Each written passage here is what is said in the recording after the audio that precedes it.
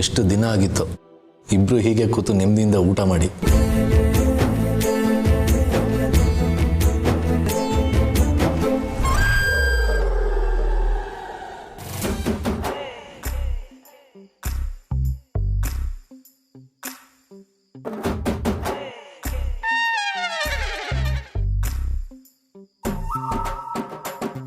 ನೆಗೆದು ಬಿತ್ತು ಗೊಂಬೆ ಕುಣಿತಿದ್ದೀರಿ ಅಲ್ಲಿ.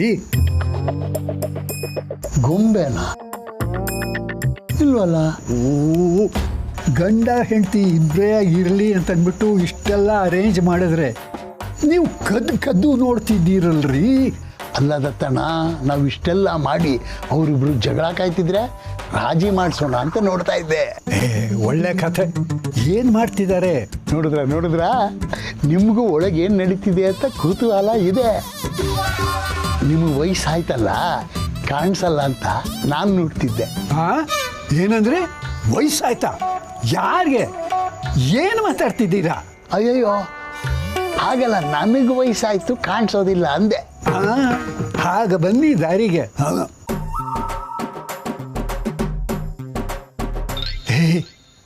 ಸರಿಯಾಗಿ ನೋಡಿ ಹೇಳ್ತಿದ್ದೀರಿ ತಾನೇ? ಸಂಜಯ ಕುರುಕ್ಷೇತ್ರದಲ್ಲಿ ಕಾಮೆಂಟ್ರಿ ಕೊಡ್ತಿದ್ನಲ್ಲ, ಹಾಗೆ ಕರಾರುವಾಕ ಕೊಡ್ತಾ ಇದ್ದೀನಿ. ಹೌದು ಹೌದು, ನಾನು ರವೀಂದ್ರ ಹೂವಾಚ ಅಂತ ಕಂಡ್ಕೊಂಡು ನಂಬಿಡ್ಬೇಕು ಅಲ್ಲ? ದತ್ತಣ್ಣ, ನಿಜ ಹೇಳ್ತಾ ಇದ್ದೀನಿ, ಇಬ್ರು ಒಟ್ಟಿಗೆ ಬೆಡ್ರೂಮ್ಗೆ ಹೋಗ್ತಾ ಇದ್ದಾರೆ. ಹೌದಾ? ತನ್ನಾಣೆಗೂ ನಿಜ. ಅನ್ಕೊಂಡೆ ಹೀಗೆ ಆಗತ್ತೆ ಅಂತ ಅನ್ಕೊಂಡೆ. ಈ ದತ್ತನ ಪ್ಲಾನ್ ಅಂತಂದ್ರೆ ಏನು ಸುಮ್ಮನೆನಾ?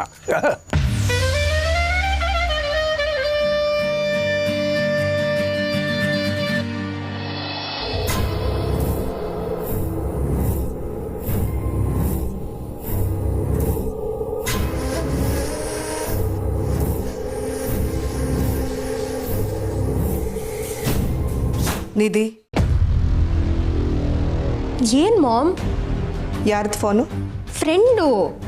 ಯಾವತ್ತೂ ಇಲ್ದಿರೋದು ಏನು ಹೊಸ್ದಾಗಿ ಕೇಳ್ತಿದ್ಯಾ? I am your mom. ನಾನು ಯಾವಾಗಲೂ ಏನು ಬೇಕಾದರೂ ನಿನಗೆ ಕೇಳ್ಬೋದು. ಏನಾಯ್ತು ಇವಾಗ? ನೋಡು, ನಿನಗೆ ಕೋಪ ಫ್ರಸ್ಟ್ರೇಷನ್ ಇರೋದು ಬೇರೆಯವ್ರ ಮೇಲೆ, ಅದನ್ನ ಅವ್ರ ಮೇಲೆ ತೋರಿಸು, ನನ್ನ ಮೇಲಲ್ಲ. ಎದುರು ಮಾತಾಡಿದ್ರೆ ಬಾರಿಸ್ಬಿಡ್ತೀನಿ. ನಿನಗೆ ಕೋಚಿಂಗ್ ಹಾಕಿರೋದು ಓದ್ಕೊಳ್ಳಿ ಅಂತ, ಹೀಗೆ ಯಾರ್ಯಾರ್ದೋ ಹತ್ರ ಮಾತಾಡ್ಕೊಂಡು ಇರಲಿ ಅಂತ ಅಲ್ಲ. ನಾನೊಬ್ಬಳು ಸಿಕ್ಕಿದ್ದೀನಿ ನಿನಗೆ ಫ್ರಸ್ಟ್ರೇಷನ್ ಆಚೆ ಹಾಕಕ್ಕೆ. ನಿಧಿ,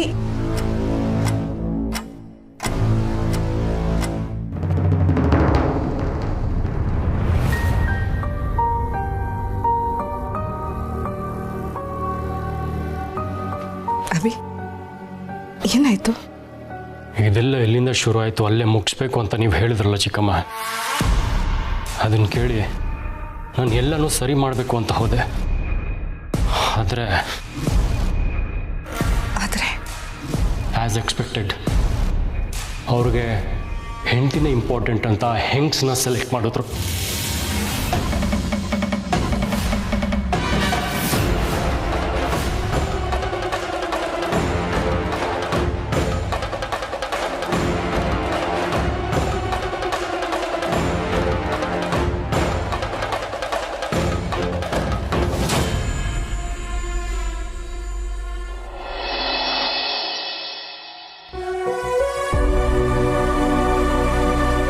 ಅಪ್ಪ ಮಗ ಒಂದಾಗೋಕ್ಕೆ ಒಂದು ಒಳ್ಳೆ ಅವಕಾಶ ಸಿಕ್ಕಿತ್ತು. ಆದರೆ ಮಾವನವ್ರು ಕೊಟ್ಟು ಮಾತು ಮಾಧವ್ ಅವ್ರನ್ನ ಕಟ್ಟಾಕ್ಬಿಡ್ತು ಅನ್ಸುತ್ತೆ. ಎಷ್ಟಲ್ಲಿ ಹೇಳೋದು ನಿಮಗೆ? ನನಗೆ ಬೇಡ ಅಂದರೆ ಬೇಡ. ಮಾತ್ರೆ ಇಳಿವಿಯಲ್ಲ, ಅದಕ್ಕಾದರೂ ಊಟ ಮಾಡಿ. ನಿಮ್ಮ ಅಣ್ಣವರು ಊಟ ಮಾಡಲೇಬೇಕು ಅಂತ ಹೇಳಿ ಕಳಿಸಿದ್ದಾರೆ. ಒಂದಿನ ಊಟ ಮಾಡಿಲ್ಲ, ಮಾತ್ರೆ ತಗೊಂಡಿಲ್ಲ ಅಂದರೆ ಏನೂ ಆಗಲ್ಲ. ದಯವಿಟ್ಟಿಲ್ಲಿಂದ ಆಚೆ ಹೋಗಿ.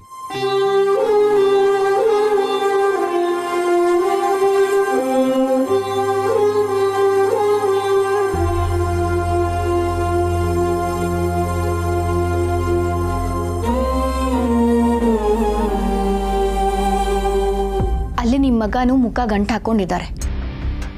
ಏನಾಯ್ತು ಅಂತ ಪದೇ ಪದೇ ಕೇಳಿದ್ರೆ ಬೈತಾರೆ ಅಂತ ನಾನು ಏನು ಕೇಳಿಲ್ಲ. ಇಲ್ಲಿ ನೋಡಿದ್ರೆ ನೀವು ಹಾಗೆ ಇದ್ದೀರಾ.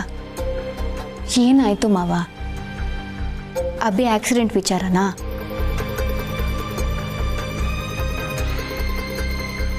ಮಾವ ಏನಾಯ್ತು? ಅವಿ ನನ್ನನ್ನು ತಂದೆಯಾಗಿ ಒಪ್ಕೊಂಡ್ರೆ ಸಾಕು ಅಂತ ಎಷ್ಟು ಸಲ ದೇವ್ರ ಹತ್ರ ಬೇಡ್ಕೊಂಡಿಲ್ಲ ಹೇಳು. ಈಗ ತಾನಾಗೆ ಅಂತ ಅವಕಾಶ ಬಂದ್ರೂ ನಾನೇ ಅವನನ್ನು ದೂರ ಮಾಡಿಬಿಟ್ಟೆ. ಬಹುಶಃ ಲೈಫಲ್ಲಿ ಇನ್ಯಾವತ್ತೂ ನಾವು ಒಂದಾಗೋ ಅವಕಾಶ ಬರೋದೇ ಇಲ್ವೇನೋ ಅನ್ನಿಸ್ತಿದೆ. ನೊಂದ್ಕೋಬೇಡಿ ಮಾವ, ನೀವು ಯಾವ ವಿಷಯದ ಬಗ್ಗೆ ಮಾತಾಡ್ತಿದ್ದೀರೋ ನನಗೆ ಗೊತ್ತಿಲ್ಲ. ಆದರೆ ಅವರಾಗೆ ಸಂಬಂಧ ಸರಿ ಮಾಡ್ಕೊಳಕ್ಕೆ ಬಂದರೂ ನಿಮಗೆ ಒಪ್ಕೊಳ್ಳೋಕ್ಕಾಗಿಲ್ಲ ಅಂದರೆ ಏನೋ ಒಂದು ಬಲವಾದ ಕಾರಣ ಇರುತ್ತೆ ಅಂತ ನನಗೆ ಗೊತ್ತು. ನೀವು ಯಾವುದೋ ಹೆಲ್ಪ್ಲೆಸ್ ಸಿಚುವೇಶನಲ್ಲಿ ಸಿಕ್ಕಾಕೊಂಡಿರ್ತೀರ.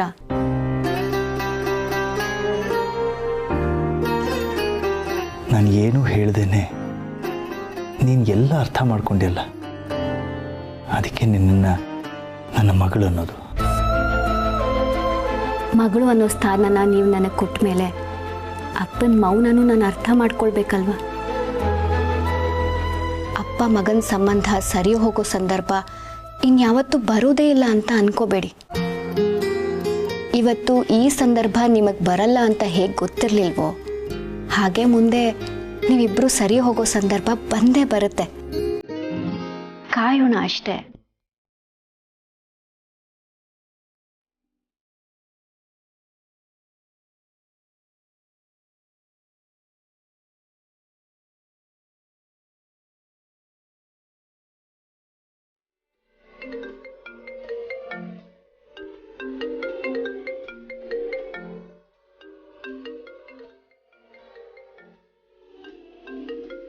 ದತ್ತ ದತ್ತ, ಗಲ್ಲಕ್ಕೆ ಫೋನ್ ಹಿಡ್ಕೊಂಡಿದ್ದೀರಿ, ಸ್ವಲ್ಪ ಮೇಲೆತ್ತಿ, ಮುಖ ಕಾಣಿಸೋದಿಲ್ಲ. ನೆಗೆದು ಬಿತ್ತು. ಫೋನ್ ಹೇಗೆ ಹಿಡ್ಕೋಬೇಕು ಅಂತ ನನಗೆ ಗೊತ್ತಿಲ್ಲ ಅಂತ ಅನ್ಕೊಂಡಿದ್ಯಾ ಮಾಧವ? ನಾನೇ ಸೋಗಲಾಡಿಗೂ ಹೇಳ್ಕೊಟ್ಟಿದ್ದೀನಿ. ಪಕ್ಕದಲ್ಲೇ ಆ ಗಿರ್ಗಿಟ್ಲೆ ವಾಯ್ಸು ಕೇಳಿಸ್ತಾ ಇದೆ. ಅವಳಿಗೆ ಆ 2 ಎಕ್ಸ್ಟ್ರಾ ಹಲ್ ತೋರಿಸಿದ್ ಸಾಕು ಅಂತ ಹೇಳು. ಅಯ್ಯೋ ತಾತ, ನಾನು ನಕ್ಲಿಲ್ಲ, ನಮ್ಮ ಮಾವ ನಕ್ಕಿದ್ದು. ಓಹೋ, ನಮ್ಮದೆ ನೋಡು, ನೀ ಹಲ್ ಬಿಡು, ನಿನಗೆ ಅದೇ ಲಕ್ಷಣ. ಪೂರ್ಣಿ, ನನ್ನನ್ನು ಯಾಕೆ ಸಿಕ್ಕಾಕಿಸ್ತೀಯ? ದತ್ತನ್ ನೋಡಿ ನಗೋ ಧೈರ್ಯ ನನಗೂ ಇಲ್ಲಪ್ಪ, ಅಲ್ವಾ ದತ್ತ? ಅದೇನೋ ನಿಜ. ಆದರೆ ಮಾಧವ, ನಾನು ಫೋನ್ ತಗೊಂಡಾಗ ನೀನು ಬೇಸರದಲ್ಲಿದ್ದೀಯಾ ಅಂತ ಅನ್ನಿಸ್ತಲ್ಲ, ಯಾಕೆ? ಏನು ಸಮಾಚಾರ? ಅಯ್ಯೋ ಅಯ್ಯೋ ಹಾಗೇನಿಲ್ವಲ್ಲ, ನಾನು ಆರಾಮಾಗಿದ್ದೀನಿ. ನೀವೇನು ವಿಡಿಯೋ ಕಾಲ್ ಮಾಡಿದ್ದೀರಾ? ತುಳಸಿಯವ್ರ ಜೊತೆ ಮಾತಾಡಬೇಕಿತ್ತ? ನನಗೆ ಅವಳ ಜೊತೆ ಮಾತಾಡಬೇಕು ಅನಿಸಿದ್ರೆ ಅವಳಿಗೆ ಫೋನ್ ಮಾಡ್ತೀನಿ. ಆದರೆ ನಿನಗೆ ವಿಡಿಯೋ ಕಾಲ್ ತಗೊಳಕ್ಕೆ ಬರುತ್ತಾ ಇಲ್ವಾ ಅಂತ ಟೆಸ್ಟ್ ಮಾಡೋದಕ್ಕೆ ಫೋನ್ ಮಾಡಿದೆ. ನಿಮ್ಮಷ್ಟು ಚೆನ್ನಾಗಿ ಬರಲ್ಲ ದತ್ತ, ಏನೋ ಅಲ್ಪ ಸ್ವಲ್ಪ ಕಲ್ತಿದ್ದೀನಿ. ತಾತ, ತುಳಸಿ ಅಮ್ಮ ಅಲ್ಲಿಲ್ಲ ಅಂತ ಬೇಜಾರೇನೋ ನಿಮಗೆ ಅಲ್ವಾ? ನೆಗೆದು ಬಿತ್ತು, ಬೇಜಾರಂತೆ. ಅದು ಈ ದತ್ತನಿಗೆ ಟೈಮ್ ಇದ್ರಲ್ವಾ ಬೇಜಾರು ಮಾಡ್ಕೊಳ್ಳೋದಕ್ಕೆ. ಅದು ಸರಿ ಮಾಧವ, ನಾನು ನಿನ್ನನ್ನು ಒಂದು ಪ್ರಶ್ನೆ ಕೇಳಬೇಕಾಗಿತ್ತು.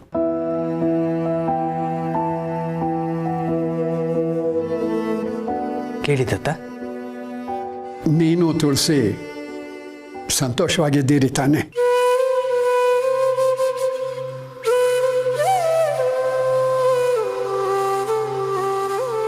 ದತ್ತ, ಅಲ್ಲ ಮಾಧವ, ನೀನು ತುಳಸಿ ಮದುವೆ ಆದಮೇಲೆ ಖುಷಿಯಾಗಿದ್ದೀರಾ ಅಲ್ವಾ?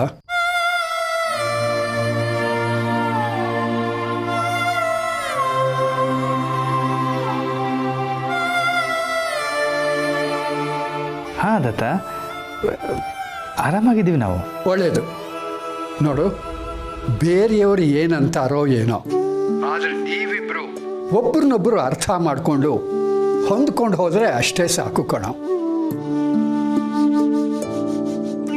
ಸರಿ, ನೋಡು, ಆವಾಗ ವಿಡಿಯೋ ಕಾಲ್ ಮಾಡ್ತಾ ಇರು.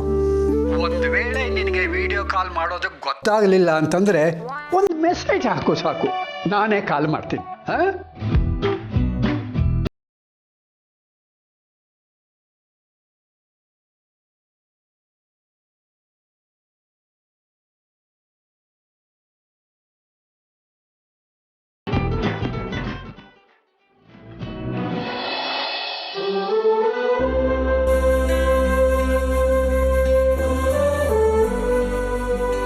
ಮನ್ಸಿಗೆ ಬೇಜಾರಾಗಿದೆ, ಅದಕ್ಕೆ ಊಟ ಬೇಡ ಅಂತಂದಿರ್ತಾನೆ.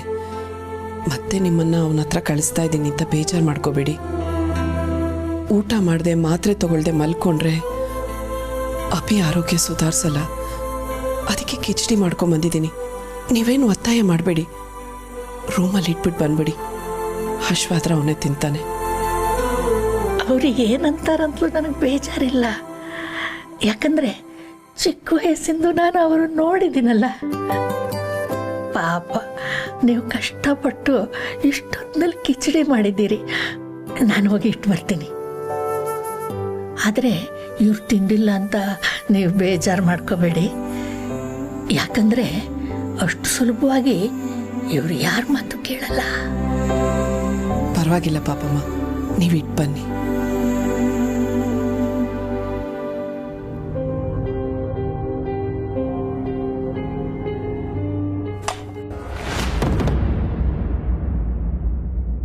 ಒಂದ್ಸಲಿ ಹೇಳಿದ್ರೆ ನಿಮ್ಗೆ ಅರ್ಥ ಆಗಲ್ವಾ?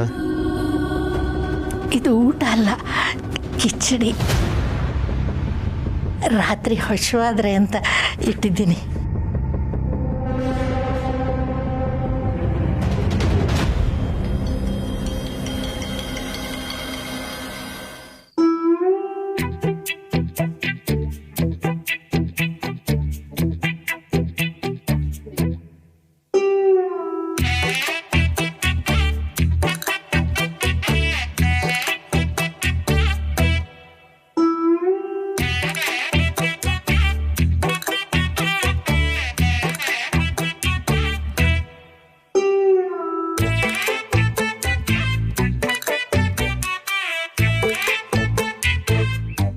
ಬೆಳ್ಳುಳ್ಳಿ ಒಗ್ಗರಣೆ ಹಾಕಿದ್ದೀರಾ ಅನ್ಸುತ್ತೆ. ಒಳ್ಳೆ ಪರಿಮಳ ಬರ್ತಿದೆ.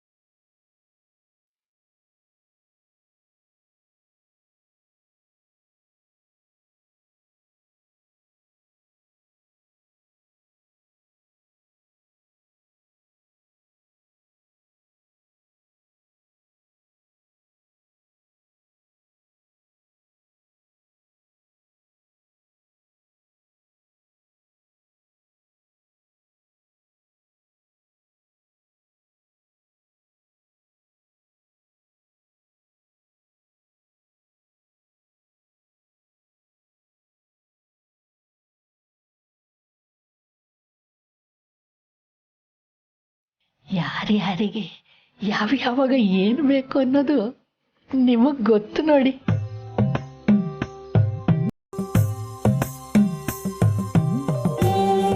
ಇವರು ಬೇಡ ಅಂದ್ಮೇಲೆ ಮುಗೀತು. ಯಾವತ್ತೂ ಹೀಗೆಲ್ಲ ತಿಂದೋರೇ ಅಲ್ಲ. ನನ್ನ ಮಗ ಕೋಪ ಮಾಡ್ಕೊಂಡಾಗ್ಲೂ ತುಪ್ಪದನ್ನ ಮಾಡಿ ಕೊಟ್ಟ ಅಭ್ಯಾಸ ಪಾಪಮ್ಮ. ಚೆನ್ನಾಗಿ ಹಶ್ವಾದಾಗ ಈ ಥರ ತುಪ್ಪ ಬೆಳ್ಳುಳ್ಳಿ ಒಗ್ಗರಣೆ ಪರಿಮಳ ಬಂದರೆ ತಿನ್ನಬೇಕು ಅನ್ಸುತ್ತಂತೆ. ಅದಕ್ಕೆ ಕಿಚಡಿ ಮಾಡಿ ಒಗ್ಗರಣೆ ಹಾಕಿದ್ದು.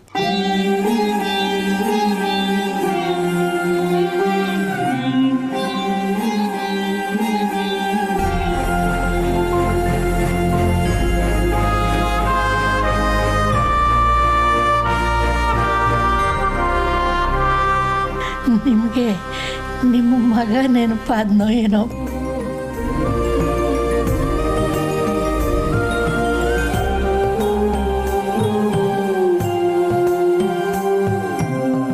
ಪಾಪಮ್ಮ, ನಾನು ಹೋಗಿ ಮಲಗ್ತೀನಿ.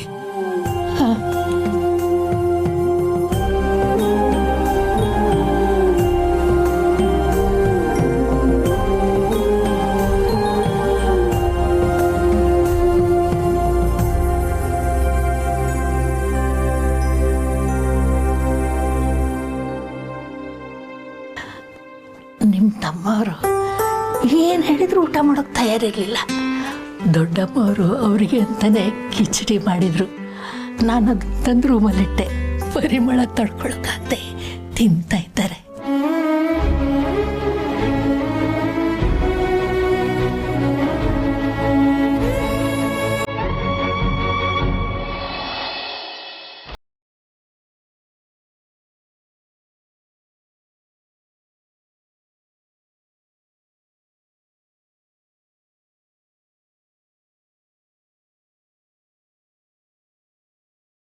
ಇರ್ತಾನೇನೋ ಅಂದ್ಕೊಂಡ್ರೆ ಬಿಲ್ಡಪ್ ಬೇರೆ.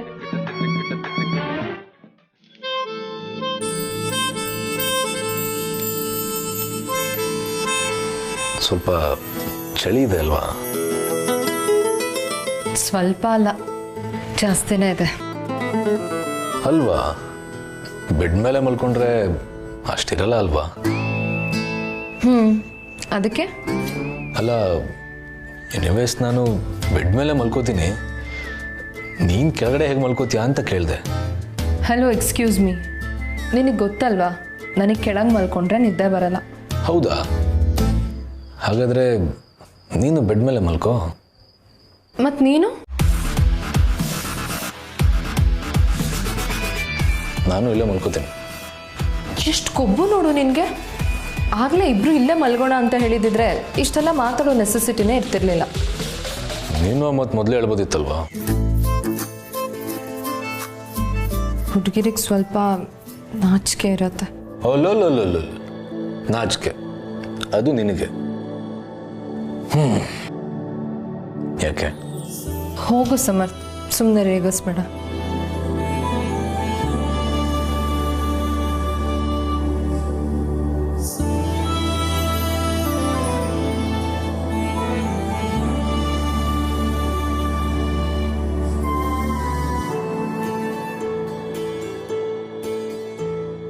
ಸಾಥಿ ಜೊತೆಗಾತಿ ಇದು I miss you boss.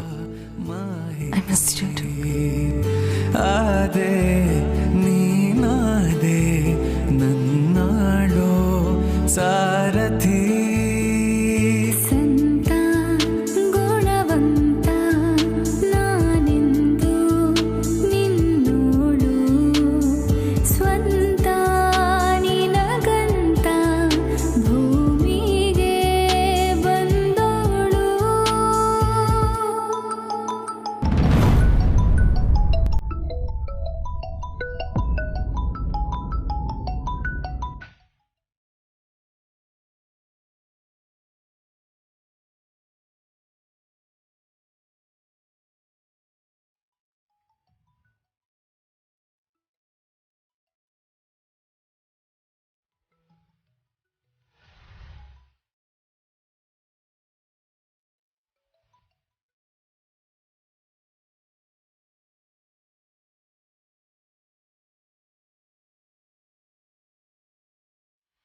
Hello ಅಮ್ಮ, ಮನೆ ತಲುಪಿದ್ರಾ?